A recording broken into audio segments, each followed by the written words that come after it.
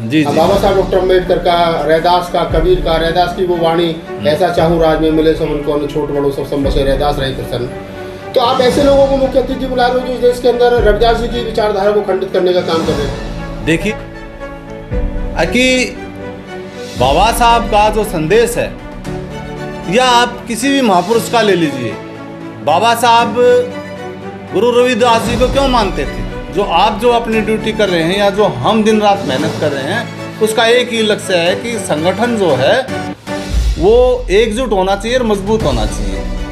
अगर हम उसी दृष्टि से देखेंगे तो फिर हमारे उन अंतर अपने विचार रखने के लिए सभी जो कार्यकर्ता हैं उनको भी मौका मिलेगा, कमेटी भी अपने विचार रखेगी, और जो हमारे अतिथि के रूप में जो आएंगे वो भी अपने विचार रखेंगे। तो ये मंच कहाँ पे लगाएंगे आप लोग? पहले तो मैं सभी मीडिया साथियों का आभार और स्वागत करता हूं कि आपने अपना कीमती समय हमें देने का जो कष्ट किया, तो उसके लिए मैं बहुत बहुत धन्यवादी हूं आपका। आज का जो मुख्य एजेंडा है, संत श्रोमणी गुरु रविदास जी की जयंती है 647वीं, जो कि लाल किला के मैदान में मनाई जा रही है। और इस जयंती के कार्यक्रम के जो मुख्य अतिथि हैं डॉक्टर भीमराव यशवंतराव अम्बेडकर जी हैं, जो बाबा साहब के ग्रैंडसन हैं, वो मुख्य अतिथि के रूप में आ रहे हैं। ये हमारे लिए बहुत ही हर्ष का विषय है और हम उनकी स्वागत की तैयारी में लगे हुए हैं।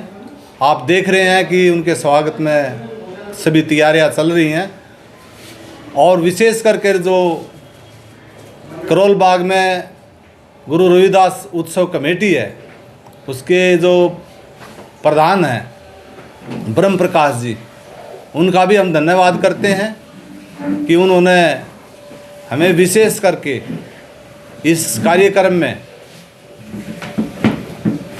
निमंत्रण भेजा, उसका भी हम आभार प्रकट करते हैं। आप सब जानते हैं, सभी साथी जानते हैं कि जयंती को हम एक उत्सव के रूप में मना रहे हैं।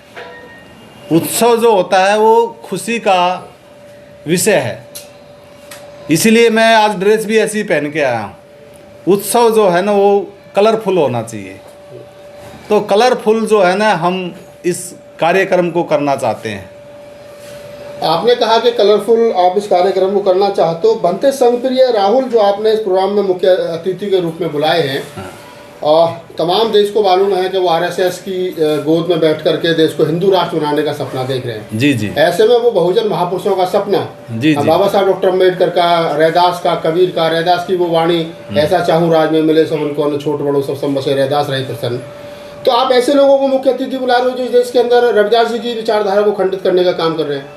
देखिए सर नागपाल जी, आपका जो क्वेश्चन है बड़ा राष्ट्रीय लेवल का आपने प्रश्न किया है मेरे से, और मैं भारतीय बौद्ध महासभा में राष्ट्रीय संगठन होने के नाते आपको एक बात बड़ी स्पष्ट कर दूं।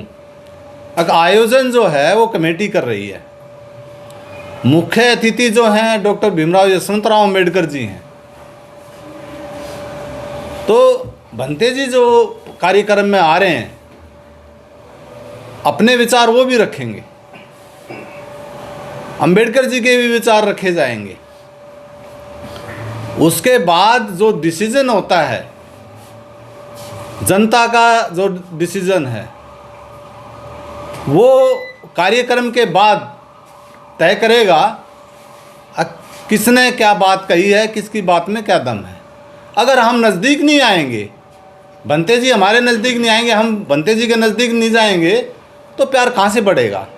कदम तो बढ़ाना पड़ेगा। किसी कार्यक्रम के माध्यम से एक दूसरे के नज़दीक आते हैं। आपको नहीं लगता कि कल को भीमराव यशवंतराव अम्बेडकर के ऊपर भी सवाल खड़े होंगे कि आप ऐसे बहुत भिक्षु के साथ में मंच शेयर कर रहे थे जो हम कहीं हिंदू राष्ट्र बनाने की और मोदी जी को तीसरी बार प्रधानमंत्री बनाने के लिए काम कर रहे हैं, और जबकि आप भारतीय बौद्ध महासभा को देख रहे हैं, तो दोनों की विचारधारा में भिन्नता है ना? बिल्कुल है, इसमें कोई दो राय नहीं है। लेकिन आप ये भी सोचिए, ये भी एक गहन सोचने का विषय है, चिंतन और मंथन का विषय है कि बाबा साहब का जो संदेश है, या आप किसी भी महापुरुष का ले लीजिए, बाबा साहब गुरु रविदास जी को क्यों मानते थे?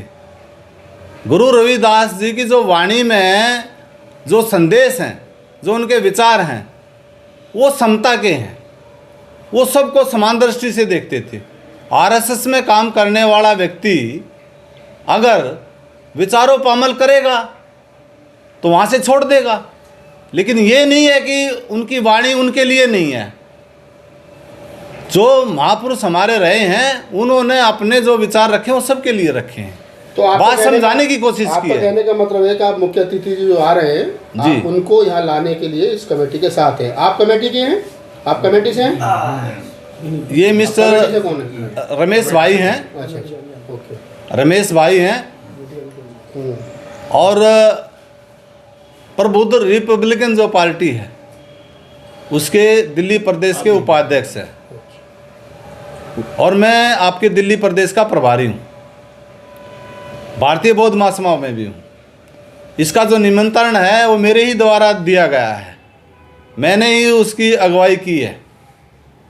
तो इसमें एक प्लेटफार्म पर आएंगे, विचार विमर्श करेंगे और एक रिजल्ट पे पहुँचेंगे।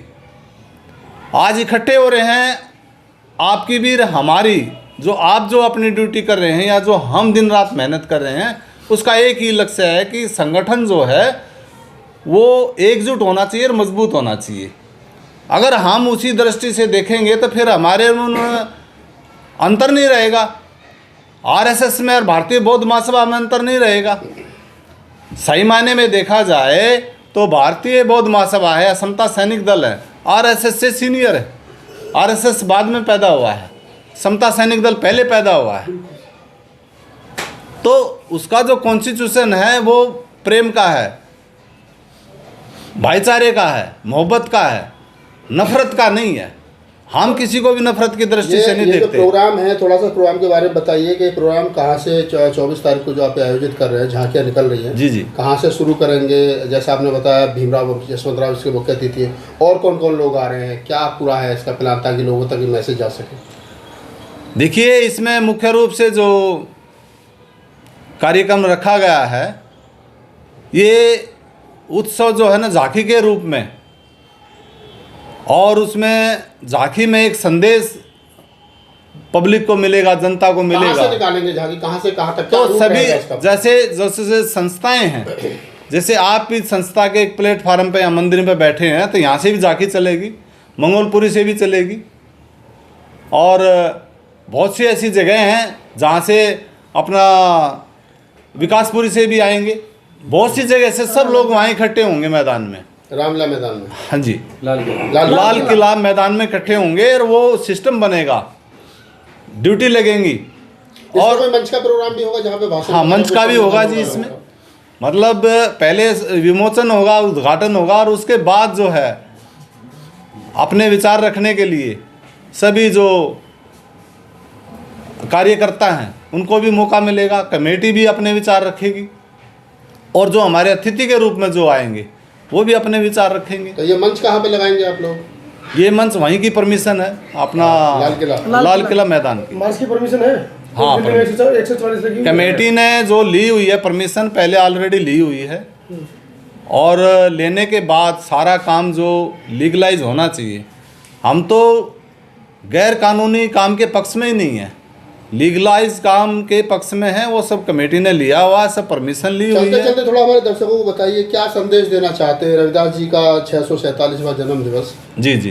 तो रविदास जी की जो वाणियाँ थी समता मूलक समाज बनाने की, और देश जिस प्रकार से देश का भगवाकरण किया जा रहा है, एक रंग में रंगने की कोशिश की जा रही है, ऐसे में रविदास जी की जो वाणियाँ हैं या जो उनका कहना था, किस प्रकार आप जन जन तक पहुँचा पाओगे? देखिए, गुरु रविदास ने बहुत क्लियर शब्दों में कहा है कि मैं ऐसा समाज चाहता हूँ जो संग बचे, साथ रहे, समरसता की भावना उन्होंने व्यतीत की है, और इस देश को एकता और अखंडता के लिए सब मिलजुल कर काम करें। किसी में भेद भावना की जो है वो कोई तस्वीर नहीं दिखाई दे। एकता के सूत्र में पिरोने का काम किया है उन्होंने।